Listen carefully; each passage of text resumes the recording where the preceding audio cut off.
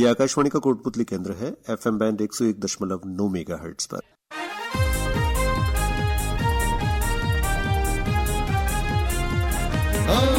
सबको खुशियां है देने आया, नई सौगात लेके आया, विकास की बातें करने आया, मनोरंजन का पिटारा खोलने आया, सबको अपना बनाने ये है आया, Kotputli FM 101.9, Kotputli FM 101.9, Kotputli FM 101.9 FM।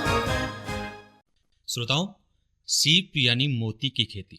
मोती को सदियों से सौंदर्य, समृद्धि और शुद्धता का प्रतीक माना जाता है। पहले ये केवल समुद्र की गहराइयों में प्राकृतिक रूप से मिलता था, लेकिन अब आधुनिक तकनीक ने इसे खेती के रूप में संभव बना दिया है। आज मोती की खेती कम लागत में व्यवसाय बन चुकी है, जिसे किसान तालाब या मीठे पानी में भी कर सकते हैं। और इसीलिए आज हमारे स्टूडियो में सीप की खेती के फायदे बताने के लिए आज हमारे स्टूडियो में आमंत्रित हैं प्रगतिशील किसान धर्मवीर यादव जी। आज इनसे इस विषय पर विस्तार से चर्चा करेंगे और हमारी इस चर्चा में मेरे सहयोगी रहेंगे दिनेश पटवा। तो सर धर्मवीर जी, सबसे पहले आपका आकाशवाणी कोटपुतली स्टूडियो में बहुत बहुत स्वागत। धन्यवाद सर। जैसे कि हम बात कर रहे हैं मोती की, जो शुरू से ही एक ऐसा व्यवसाय रही है जिसके बारे में किसी का ध्यान नहीं जाता, तो क्या कहना चाहेंगे हमारे श्रोताओं को, क्या बताना चाहेंगे कि मोती की खेती यानी सीप की खेती क्या है? सबसे पहले यहीं से शुरुआत करें। देखिए सर, मोती का जो कल्चर होता है वो दो तरह के पानी में होता है। एक खारे पानी की सीप होती है और एक मीठे पानी की सीप होती है। खारे पानी की जो सीप होती है वो समुद्री सीप होती है, उनमें कल्चर किया जाता है उसको, और एक मीठे पानी की होती है। पहले जो आप नेचुरल पर्ल की बात कर रहे हैं वो भी वही प्रोसेस होता था। उसमें प्राकृतिक रूप से जब समुद्र की कोई लहरें उठती थी तो उसमें कोई बाहर का पार्टिकल अंदर चला जाता था उसके टिश्यू में, और उस टिश्यू के ऊपर वो लस्टर छोड़ के उसको कवर करने के लिए उसमें कैल्शियम कार्बोनेट का लस्टर छोड़ती थी, तो उससे मोती क्रिएट होता था। अब वही काम हम अपने ह्यूमन इंटरफेरेंस से करते हैं उसको, कि हम मैनुअली उसमें कोई न्यूक्लियस जिसको बोला जाता है, जिसको हम हिंदी में बीज भी बोल सकते हैं, न्यूक्लियस डाल के उसमें सर्जरी के द्वारा और मोती उत्पादन करते हैं। अब उसमें हमें फ़ायदा ये होता है कि हम अपनी इच्छा अनुसार कोई भी डिजाइन या कोई भी शेप हम डाल के उसको कल्चर कर सकते हैं। चाहे आप उसको राउंड शेप में लें, हाफ राउंड में लें, या कोई भी इमेज ले सकते हैं, जैसे कि कोई भी आपने देवी देवताओं की इमेज ले ली। अब इसके फ़ायदे क्या हैं? ये छोटी जगह में एक अच्छे मुनाफे का सौदा हो सकता है। अगर हम एक एवरेज 50 बाई 100 फीट का भी तालाब लेते हैं तो उसमें हम 10 से 15 हज़ार सीपी का कल्चर कर सकते हैं। अब 10 से 15 हज़ार सीपी में एक सीप में हम 2 न्यूक्लियस डालते हैं, 2 न्यूक्लियस डालते हैं और कुछ मोटिलिटी भी हो जाती है, तो जो है कल्चर करने के बाद हमारे पास जो मोती हाथ में लगेगा वो 10-12 हज़ार मोती हाथ में लगता है हमारे। 10-12 हज़ार मोती की अगर हम ये माने कि उसकी जो मुनाफा होगा उसका, अगर हम 200 रुपए की एवरेज भी मान के चलते हैं तो एक आम पारंपरिक जो फसल होती है उससे काफ़ी ज़्यादा मुनाफा हो जाता है हमें। बिल्कुल सर, पहली बार में आपने बहुत अच्छी जानकारी हमारे श्रोताओं तक दे दी। अब मैं आपसे इसी में ये जानना चाहूँगा कि जो खेती है, सीप की जो खेती है, कितने दिन में तैयार हो जाती है, इसका टाइम पीरियड क्या है, और साथ ही इस खेती के लिए आवश्यक जो चीज़ें हैं, आवश्यक संसाधन हैं, वो किस तरह के हैं, किस तरह की आवश्यकता होती है? सबसे पहले हमें सीप मंगानी पड़ेंगी कहीं से भी, नदियों वगैरह से कलेक्ट करके सीप मंगा के उनको 7 से 8 दिन हमें अपने पानी के अनुरूप ढालने के लिए उनको छोटे टैंक में रखना पड़ता है। उसके बाद हम उसकी सर्जरी करते हैं, और सर्जरी करने के बाद भी हम उनको 5 से 7 दिन तक मेडिसिन वगैरह में रखेंगे। उनको मेडिसिन में रखने के बाद हम उनको नेट बैग वगैरह में जो हम खुद से तैयार करते हैं उनमें रस्सियों के सहारे लटका दिया जाता है उनको। उसके बाद आप कंटिन्यूसली अपने ऑब्जर्वेशन में उनमें अगर कोई मोटिलिटी होती है, कोई सीप मरती है, तो उसको तालाब से बाहर निकाल दिया जाता है ताकि इन्फेक्शन ना फैले। ये प्रोसेस कंटिन्यूसली चलता रहेगा और ये 18 से 24 महीने में हमारा मोती तैयार हो जाता है बनके। अच्छी क्वालिटी लेना है तो हमें और चाहे हम उसको टाइम दे सकते हैं, लेकिन मिनिमम टाइम हमें 18 से 24 महीने का उसमें देना पड़ता है। यानी हम जितना समय देंगे और जितनी मेहनत करेंगे उतनी ज़्यादा हमें मुनाफा होगा। सर, इसमें आमतौर पर यह माना जाता है कि जहाँ मछली पालन होता है उन राज्यों में ही इसकी खेती ज़्यादा होती है, लेकिन जैसे हम बात कर रहे हैं राजस्थान और वहाँ कोटपुतली में, तो इस तरह का शायद पहला ही मामला है। तो किस तरह का क्या एनवायरनमेंट रखना पड़ता है, और क्या मछली पालन वाली जो कि भाई जहाँ मछली पालन है वहीं ये संभव है? मछली पालन वाली चीज़ के लिए इसलिए कहा जाता है कि जहाँ मछली अगर पाली जा सकती है वहाँ सीप भी पाली जा सकती है, क्योंकि दोनों को सेम एनवायरनमेंट की ज़रूरत पड़ती है। और हमारे यहाँ पानी का जो TDS है वो 800 के आसपास रहता है, तो हमारे यहाँ को खूब अच्छे से सीप का पालन हो सकता है। जहाँ भी TDS 1000 से नीचे है, 1000 से ऊपर जाएगा तो पानी जो है वो खारा पानी होने लग जाएगा। तो 800-900 के आसपास तक के TDS पे सीप अच्छी तरह से सर्वाइव कर जाती है। तो ये हमारे यहाँ कोटपुतली का पानी बिल्कुल अच्छा है, यहाँ पे आराम से कर सकते हैं हम मोती पालन। तो देखिए श्रोताओं, बहुत अच्छी जानकारी प्रगतिशील किसान धर्मवीर यादव जी ने दी कि मोती की खेती के लिए क्या आवश्यक चीज़ें हैं। अच्छी गुणवत्ता की जीवित सीप, हमें प्रशिक्षित तकनीशियन, और जो न्यूक्लियस डालने की जो उन्होंने प्रक्रिया बताई है उसके द्वारा हम कम लागत में अच्छा मुनाफा ले सकते हैं। हमारी इस वार्ता में मेरे सहयोगी दिनेश पटवा जी भी हैं। सर, क्या कुछ जानना चाहेंगे? धर्मवीर जी, जैसे ही आपने बताया कि जो शीप की खेती होती है वो 18 से 24 महीने तक लगातार चलती है, तो उस स्थिति में इन्फेक्शन का डर भी रहता है, कोई सीप मर जाए या मोर्टेलिटी हो जाए, तो उस स्थिति में आप कौन से प्रिकॉशन पहले से तैयार करते हैं? उस स्थिति में हम करते हैं कि हर तीसरे दिन सीप को चेक किया जाता है, रस्सी को जो बाहर निकाल के, और फिर चेक किया जाता है कि ये कोई मरी हुई सीप है, तो मरी हुई सीप को हम उसको बाहर कर देते हैं। और ये प्रोसेस ज़्यादा जो चलता है 3-4 महीने तक चलता है। उसके बाद तो कोई नेचुरल डेथ होती है, वही डेथ होती है, नेचुरल डेथ ही। बाकी जो सर्जरी के टाइम होता है, टाइम में 1 से 1.5 महीने ज़्यादा उसमें मोर्टेलिटी होती है सीप। तो कुछ दवाइयाँ भी दी जाती हैं? हाँ, इसके लिए पौंड में कुछ एंटीबायोटिक होती है, जैसे अमोक्सिलिन वगैरह की जो टाइप की जो एंटीबायोटिक होती है, जो सर्जरी के बाद दी जाती है ह्यूमन बॉडी में, वही सेम जो मेडिसिन होती है वो सीप में दी जाती है। चूँकि आप प्रगतिशील किसान हैं, तो जो हमारे आसपास के क्षेत्र में जो भी किसान हैं, इस तरह की खेती हमें क्यों करनी चाहिए और क्या रीज़न है, इसके बारे में हमारे श्रोताओं से आप साझा कीजिए। देखिए, आजकल जो जोत है वो सीमित जोत होती जा रही है किसान के पास। तो मेरा हमेशा मानना रहा है कि हमें, अगर हमारे पास जोत सीमित है तो कुछ अलग हटके करना चाहिए जो कम जगह में हो जाती है। और कम जगह के लिए हमें जैसे सीप पालन हो गया, और कुछ भी जो छोटे मोटे जगह पे हो सकती है इंटीग्रेटेड सिस्टम में, वो सब चीज़ें हमें करनी चाहिए ताकि किसान की आय बढ़े इससे। अभी धर्मवीर जी, आपके पास कितनी खेती की ज़मीन है और क्या क्या करते हैं आप उसमें? मेरे पास टोटल 8 बीघा ज़मीन है, और उसके अंदर मैं इंटीग्रेटेड फार्मिंग करता हूं, जिसके तहत मैं मोती पालन, मछली पालन, मोती और मछली पालन एक ही तालाब में हो सकता है, उसके साथ डक फार्मिंग हो सकती है उसी तालाब में, और मशरूम फार्मिंग है, देसी पोल्ट्री फार्मिंग है, वर्मी कंपोस्ट इकाई लगा रखी है, और प्राकृतिक खेती में मैं ट्रेडिशनल फसलें भी करता हूँ साथ में। इसके अलावा मैं स्ट्रॉबेरी वगैरह हो गया, इसके अलावा खीरा और सब्जियों की जो खेती है वो भी करता हूँ। तो देखिए श्रोताओं, आज हमारे साथ हैं प्रगतिशील किसान धर्मवीर यादव जी, और जैसा कि इन्होंने बताया कि ये कई तरह के प्रयोग अपनी खेती के साथ करते रहे हैं, और जिस तरह से आज हम चर्चा कर रहे हैं सीप की खेती पर, तो आप पारंपरिक जो खेती है उससे अलग हट करके कम लागत में ज़्यादा मुनाफा किस तरह से कमा सकते हैं, आज इसी विषय पर सीप की खेती के फायदे पर हम बातचीत कर रहे हैं धर्मवीर जी से। और मैं बात को आगे बढ़ाना चाहूँगा धर्मवीर जी, जैसे कि आपने बताया कि इस खेती के लिए जालीदार बैग जो होते हैं उनको रखा जाता है तालाब में, और 10-15 दिन तक उनकी निगरानी सफाई की जाती है। तो किस तरह का चयन होता है बीज के लिए, जैसे न्यूक्लियस जो आपने बताया, उसका चयन किस तरह से होता है कि हमें बेहतर पैदावार मिले?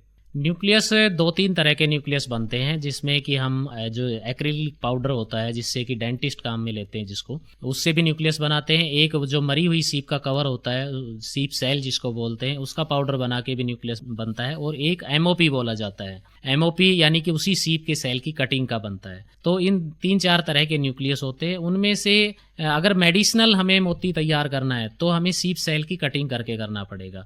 लेकिन हमें अगर आर्टिफिशियली काम में कुछ चीज़ें लेनी है, अगर मान लो कि कोई डिजाइनर लहंगे वगैरह जैसे इनमें काफ़ी यूज हो रहा है आजकल मोती, उनमें काम में लेना है, या फिर वैसे हमें अंगूठी या उसमें काम में लेना है, कोई पेंडेंट वगैरह बनाने में काम में लेना है, तो फिर आप कोई भी न्यूक्लियस काम में ले सकते हैं। लेकिन अगर मेडिसिनल में है तो MOP ही काम में लेना पड़ेगा। और जैसे कि हमारे जो किसान भाई अभी सुन रहे हैं, वो आपकी बातें सुन करके, आपसे समझ करके और इस खेती को अपनाना चाहें, तो शुरुआती लागत क्या होगी, कहाँ से शुरुआत कर सकते हैं? इसमें एक सीप की जो कॉस्टिंग 18 से 24 महीने में आ जाती है वो 35 से 40 रुपए के आसपास आ जाती है। उसके हिसाब से किसान अपनी कैलकुलेशन कर सकते हैं कि हमें 1000 सीप डाल के स्टार्ट करना है या 5000 सीप डाल के स्टार्ट करना है। इससे अलग जो कॉस्टिंग है वो सिर्फ तालाब बनाने की कॉस्टिंग रहेगी। तालाब अगर जैसे एवरेज तालाब की हम बात करें तो 50 से 100 फीट की लंबाई चौड़ाई वाला अगर तालाब बनाते हैं तो उसकी कॉस्टिंग 25 से 30 हज़ार रुपये नेचुरल की आ जाती है। और ये भी अगर हम इसमें अगर तारपोलिन बिछाते हैं, अगर हमारी पानी में सीपैक की प्रॉब्लम है, पानी के रिसाव की समस्या है, तो हमें तारपोलिन डालना पड़ेगा। तो वो तारपोलिन 60 से 70 हज़ार रुपये का वो तारपोलिन पड़ेगा इस साइज़ में, लगभग 100 फीट बाई 50 फीट के में। तो इस काम में जैसे कि किसान अपनी शुरुआत कर रहे हैं, तो किसी तरह के प्रशिक्षण के लिए या आर्थिक रूप से सरकारी सहायता केंद्र से, राज्य सरकारों से कहीं से मिलती हो, अनुदान मिलता हो कोई?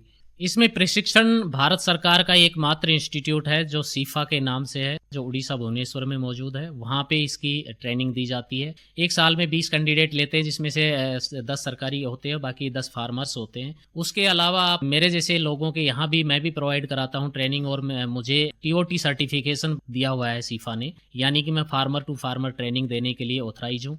तो मेरे पास भी आके ट्रेनिंग ले सकते हैं। और किसी को अगर तैयार सीप चाहिए तो मैं वो रेडी सीप करके भी देता हूँ, जिससे कि सर्जरी वगैरह सारी कंप्लीट करके और दे देते हैं, उनको तालाब में हैंग करनी होती है। तो जैसे कि आप ऑथोराइज ट्रेनर हैं, तो जो भी आपसे किसान भाई जुड़ना चाहता है वो किस प्रकार से जुड़े, और उससे कुछ राशि देनी भी पड़ेगी ट्रेनिंग के लिए? महीने की 30 तारीख को फ्री ऑफ ट्रेनिंग देता हूँ। महीने की 30 तारीख को अगर कोई भी किसान आता है तो उसको बेसिक सारी जानकारी दे देता हूँ। लेकिन कोई इंडिविजुअली अगर ट्रेनिंग लेना चाहता है कि और डेडिकेशन के साथ पूरा एक दिन मेरे साथ करना चाहता है तो मैं फिर उसका चार्ज लेता हूँ। तो धर्मवीर जी, जैसे कि आप प्रगतिशील किसान हैं और स्ट्रॉबेरी भी आपने अपने खेत में कर रखी है, सीप भी कर रखी है और प्राकृतिक खेती भी आप करते हैं, तो आपको ऐसा कब लगा कि मुझे इसमें ट्राई मारना चाहिए? क्योंकि खेती बाड़ी से जो पढ़े लिखे वर्ग काफी दूर जा रहे हैं, तो ये कैसे एहसास हुआ कि हम इसमें कुछ अच्छा कर सकते हैं? मैं जब नौकरी छोड़ के दिल्ली से गांव में आया तो शुरुआत में मैं भी पारंपरिक खेती ही कर रहा था, लेकिन जब मैंने उसका गुणा भाग करके देखा तो मुझे लगा कि इस पारंपरिक खेती में तो बचत बहुत कम आ रही है। फिर धीरे धीरे मैंने इसके स्टेप उठाने शुरू किए कि कैसे मैं अपनी बचत बढ़ाऊं। जब बचत बढ़ेगी तो ऑब्वियसली इनकम बढ़ेगी। तो उसके लिए मैंने एक अपने माइंड में मॉडल बनाया कि मैं वेस्ट मैनेजमेंट पे काम करके और जीरो बजट फार्मिंग पे काम करूंगा, ताकि मेरे खर्चे कम से कम हो जाए और इनकम बढ़ जाए। उसी के तहत मैंने चीज़ों को सर्कुलेट करना शुरू किया। एक फसल की जो वेस्ट है वो दूसरे में काम में ले लगा। जैसे कि अपने यहाँ पे कोटपुतली बहरोड क्षेत्र में सरसों की काफ़ी अच्छी पैदावार होती है, लेकिन सरसों की जो जिसको मस्टर्ड हस्क बोलते हैं या सरसों की तूड़ी बोलते हैं, उसको हम ऐसे ही वेस्ट कर देते हैं। मैंने उसी में मशरूम उत्पादन शुरू करना स्टार्ट किया। उसी तरह जैसे पोल्ट्री मैन्योर होता है जिसमें मुर्गी की बीट वगैरह होती है, उसको भी मशरूम में यूज़ किया। मशरूम की हार्वेस्टिंग के टाइम जो डंठल्स वगैरह होते हैं उनको अपने पोल्ट्री में फीडिंग के तौर पे काम में लिया। सीप में जो मोटिलिटी हो जाती है उसके जो कवर होते हैं वो कैल्शियम का सबसे बड़ा सोर्स है, उसको मैंने अपने पोल्ट्री में एज ए कैल्शियम सोर्स काम में लेने लगा। उसी तरह आप देखिए कि जैसे अपना वर्मी होता है, केचवा होता है, केचवा अगर बल्क में बढ़ जाता है क्योंकि ये मल्टीप्लाई बहुत तेजी से होता है, 3 महीने में डबल हो जाता है केचवा। अगर एक्स्ट्रा केचवा है वो बिक जाता है तो बढ़िया है, नहीं बिकता है तो अगर हम उसको पोल्ट्री में यूज करते हैं, मुर्गों को डालते हैं, तो मुर्गों को एक्स्ट्रा कोई प्रोटीन की जरूरत नहीं पड़ती है। इसी तरह सारी चीज़ों को फिर कुछ चीज़ें जैसे मैं देसी गाय के ऊपर आधारित खेती करता हूँ। देसी गाय के गोबर से सबसे बड़ी बात है कि गाय का दूध जो है उसको मैं सेकेंडरी प्रोडक्ट मानता हूँ, फर्स्ट प्रोडक्ट गाय के गोबर को मानता हूँ। गाय के गोबर से मैंने ईंटें भी बनाई है। गाय के गोबर से ही मैं सारे जीवामृत, घन जीवामृत, बीजामृत, ये सारे जो प्राकृतिक खेती में काम आने वाले प्रोडक्ट हैं वो सारे प्रोडक्ट बनाता हूँ। तो गाय के गोबर से काफ़ी चीज़ें बनाई जा सकती हैं। बिल्कुल सर, खेती में नए नए प्रयोग और नवाचार ही एक प्रगतिशील किसान की पहचान आपको दिलाए हैं और इसीलिए आप आज किसान भाइयों के आइकन भी हैं। तो क्या कहना चाहेंगे उन किसानों को जो आपको देख करके खेती में नवाचार करना चाहते हैं, इस क्षेत्र में आना चाहते हैं, कहाँ से शुरुआत करें, चुनौतियाँ किस तरह की आती हैं? सर, खेती में आप नवाचार अगर करते हैं तो मैंने खुद ये अपना अनुभव बताता हूँ कि जो मुझे नौकरी से हासिल नहीं हुआ वो खेती से हासिल हो रहा है। और मेरा मानना है कि खेती से बढ़ के आज के टाइम में कहीं भी अवसर नहीं है। खेती में इतने ज़्यादा अवसर है कि आप कुछ भी कर सकते हैं। और सबसे बड़ी बात कि गवर्नमेंट की भी आपकी सपोर्ट में रहेगी और खेती के लिए आप कहीं भी प्रोसेसिंग यूनिट डाल सकते हैं, कोई भी चीज़, उस पे आपको सब्सिडी मिलती है। खेती में आप अगर कुछ नवाचार करते हैं तो आप पैसे के साथ साथ आप नाम भी काफ़ी हासिल करेंगे, आपको काफ़ी सराहा जाएगा। दूसरी चीज़ ये है कि आप अगर खेती में जैसे इस लाइन में बढ़ना चाहते हैं इंटीग्रेटेड चीज़ में, तो इंटीग्रेटेड सिस्टम में आने के लिए आप एक बार में मत आइए, आप स्टेप बाय स्टेप करिए। जैसे एक साल आप एक चीज़ को इस्टेब्लिश करिए, जैसे कि मान लो पोल्ट्री फार्मिंग करना है वो करिए, एक साल तक उसको इस्टेब्लिश करने के बाद मोती पालन स्टार्ट कर लीजिए, फिर जैविक में चले जाइए। इस तरह से स्टेप बाय स्टेप एक एक चीज़ करेंगे तो आप 5 साल के अंदर आपके पास इतना बढ़िया इंटीग्रेटेड फार्मिंग सिस्टम बन जाएगा जो देखने लायक होगा। बिल्कुल धर्मेश जी, जैसा कि आपने बताया कि चुनौतियां व्यवसाय में जरूर होती हैं, लेकिन व्यवसाय लाभकारी होता है अगर हम मार्केट की समझ रखकर, अपने व्यापार की समझ रखकर उसे शुरुआत करें। और जो आप जैसे जो अनुभवी किसान हैं उनके मार्गदर्शन के साथ अगर करें तो यकीनन हमें सफलता मिलती है। और मोती की खेती पर आज हमने चर्चा की तो क्षेत्र के किसान भाइयों और युवाओं के लिए आय का ये एक नया विकल्प हो सकता है अगर वो इसको अपनाते हैं। आज आप आकाशवाणी स्टूडियो पधारे और आपने बहुत अच्छी जानकारी हमारे किसान भाइयों के साथ में, हमारे युवाओं के साथ में साझा की, इसके लिए आपका बहुत बहुत धन्यवाद सर। धन्यवाद सर आपको।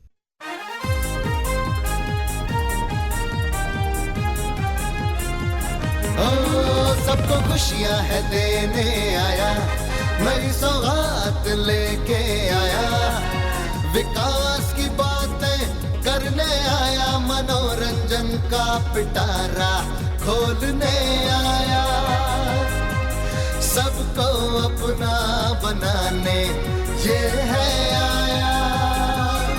Kotputli FM 101.9, Kotputli FM 101.9, Kotputli FM 101.9, 101.9।